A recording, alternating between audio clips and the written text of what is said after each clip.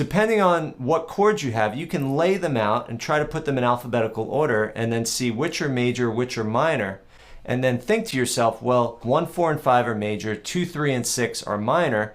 So how can we position these chords in a way where a key reveals itself? So here's an example. I'm just going to take this random collection of chords, and now I'm going to place them in a way where 1, 4, 5 is major, 2, 3, 6 is minor. Now, when the 1 chord is our home chord, that's major. When the 6 chord is our home chord, that's minor. If something other than that is the home chord, like the 2 or the 3 or the 5, then it's modal. And that's all for another lesson, but this is a way to kind of investigate what key or what mode a song is. Hey everybody, Gary here with Guitar Tricks, and in this video we're going to go over how to know what notes and what scales to use when jamming over a chord progression or jamming over a track when no one is telling you what key it's in and no one is telling you what notes to play, and you just want to figure it out on your own. So we're going to listen to a few examples. I'm going to talk you through that process, the things that I'm listening for, and some of the theory knowledge that I'm considering, and then I'm going to give you some tips for developing this skill on your own. Alright, before we get into the lesson, please go ahead and click subscribe so that you get all of the latest and greatest content from Guitar Tricks, and if you want to be notified of any new lesson, be sure to tap the bell. Alright, let's get into it. Okay, we got this rock track, right?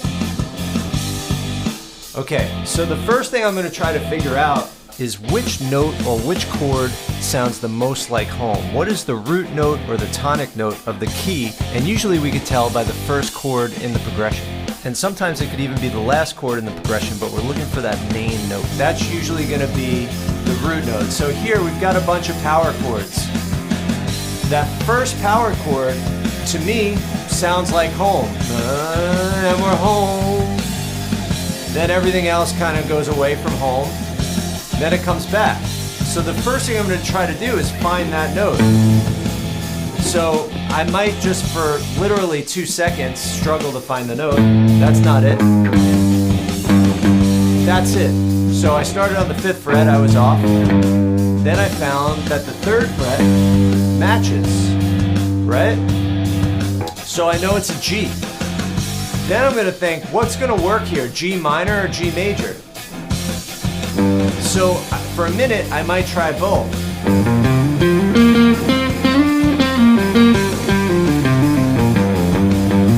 Minor sounds great.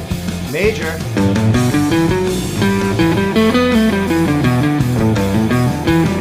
Not really, it's got more of a dark rock vibe, right? So that's it. I did a little experimenting based on the vibe. I already was thinking more minor, right? So then right off the bat, I know anything G minor pentatonic or even G minor scale is probably going to work. So G minor pentatonic.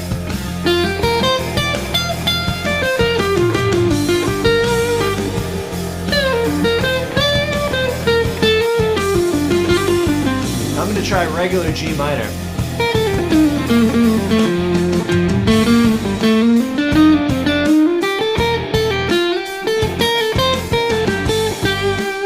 I like it, not too much. I'm going to try G Dorian, which is like a minor scale, except there's one different note that's major, the 6th note.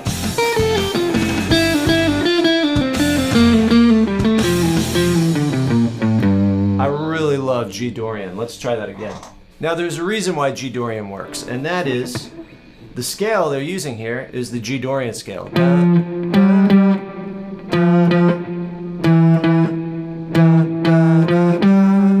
G Dorian is root, minor 7th, major 6th. So they're playing that in the scale. I didn't realize that until I played the G minor scale and that one note, this note, sounded a little off, but this note sounded right.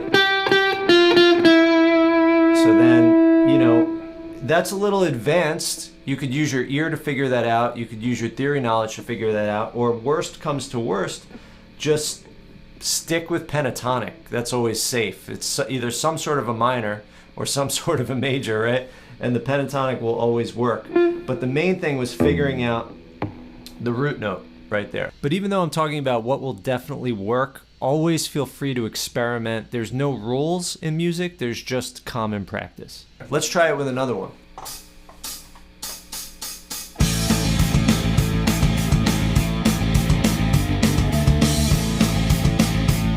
So again, we're trying to find the note that sounds the most like home. This first chord. Da. See if you can sing it. Da. Then find it. No, no, no. There it is. It's an A. Da. Does it sound minor or major off the bat? Again, sounds minor. You know? Big chord change there. So we might want to consider that. And that chord change, it's staying there for a while, so the key center is going to kind of change. But right now we're really safe on this one. So A minor, you know.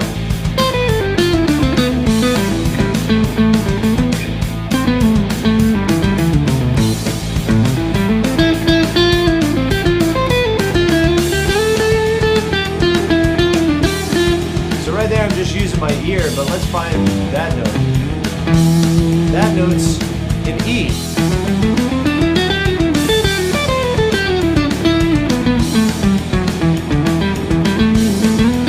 Now we're going to go back to A.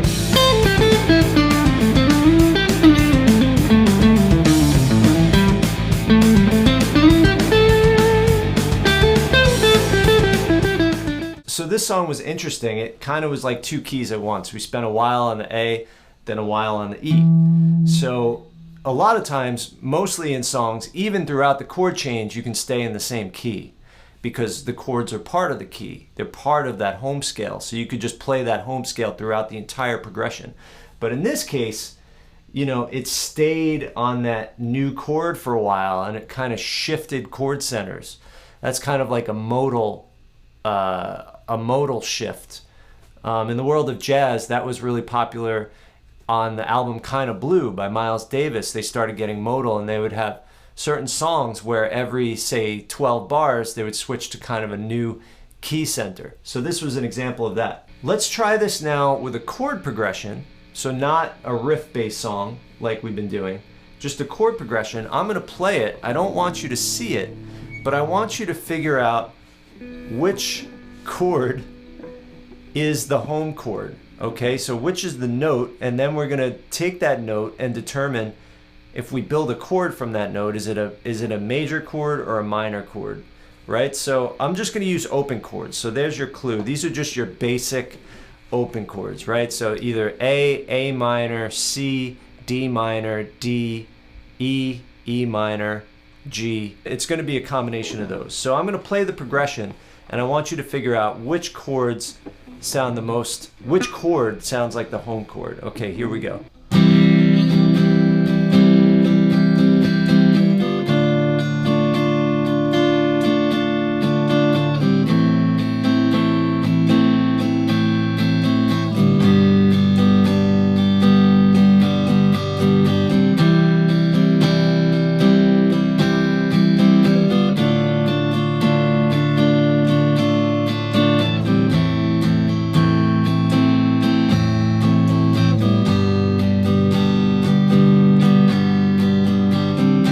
Here's the first chord, here's the second, here's the third, and here's the fourth. So which is home? It's the first one, and you could hear that because it starts, it sets the key, and then the last chord leads back into the first one and makes it sound like home. So with that in mind, what is that first chord? I'm going to play it a few more times. 1, 2, 3, 4.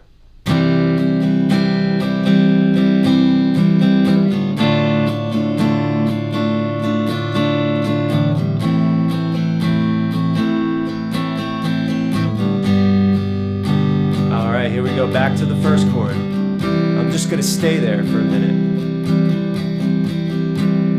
Okay, what is it? So what you want to do is try to hear the lowest note of that chord and hum it. Da. What note that you hear stands out the most? Da. And that note, da, is the note C. So that's a C chord. This progression is in the key of C major. So the chord progression was C, and now I'm not going to play open chords because I'm going to mix together some soloing with chords, and it's hard to do that with open chords. C, D minor, A minor, G. So first, I'm just going to think C major pentatonic.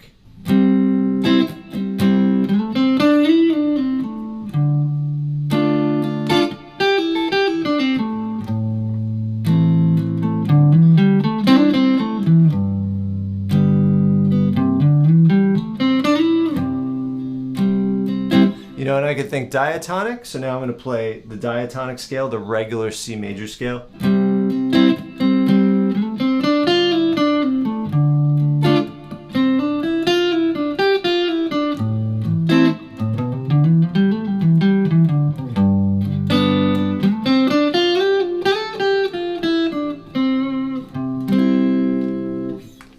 So if you're really unsure of what key a song is in, you could always apply chord number theory. So in diatonic harmony, which is, you know, most songs we listen to, the one chord, so if we're in G major, the one chord, the 4, and the 5 are major chords. So that means G, A, B, C, and D. G, C, and D are going to be major. And then the 2, 3, and 6 are going to be minor, which would be A minor, B minor, and E minor.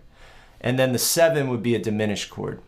So depending on what chords you have, you can lay them out and try to put them in alphabetical order and then see which are major, which are minor, and then think to yourself, well, 1, 4, and 5 are major, 2, 3, and 6 are minor, so how can we position these chords in a way where a key reveals itself? So here's an example. I'm just going to take this random collection of chords, and now I'm going to place them in a way where 1, 4, 5 is major, 2, 3, 6 is minor. Now, when the 1 chord is our home chord, that's major. When the 6 chord is our home chord, that's minor. If something other than that is the home chord, like the 2 or the 3 or the 5, then it's modal. And, you know, that's all for another lesson, but this is a way to kind of investigate what key or what mode a song is in. All right, everybody, I hope you enjoyed that lesson. So what I really recommend is that you just put on your favorite songs, put on a playlist, and just try to figure them all out by ear. So if you love Led Zeppelin, just throw on Led Zeppelin 2. I think that's my favorite album by them. And try to figure out what key every single song is in. Try to figure out the home chord in every song at least. You don't necessarily have to know the whole chord progression. And then is that home chord, once you determine the lowest note of that chord, say it's an E, am I going to play an E minor? Am I going to play an E major? Or is it something different, some sort of modal thing? If it's a modal thing, I might have to really look at the chord progression and try to figure that out, or just use my ear. You know, in the earlier example, I figured out Dorian mode worked really good because it's like minor, but there was that one note that was matching up with that power chord progression, right? So you want to use your ear, develop your ear. First, try to find the easiest solution. Major, minor, minor pentatonic, major scale, minor scale.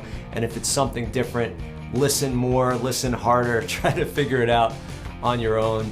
You know, then you might want to research. But eventually your ear is going to get there too. But you want to start with those basics first. But yeah, listen to any playlist, try to play along, throw on jam tracks, don't look at the screen, don't look at the direction, don't look at the key.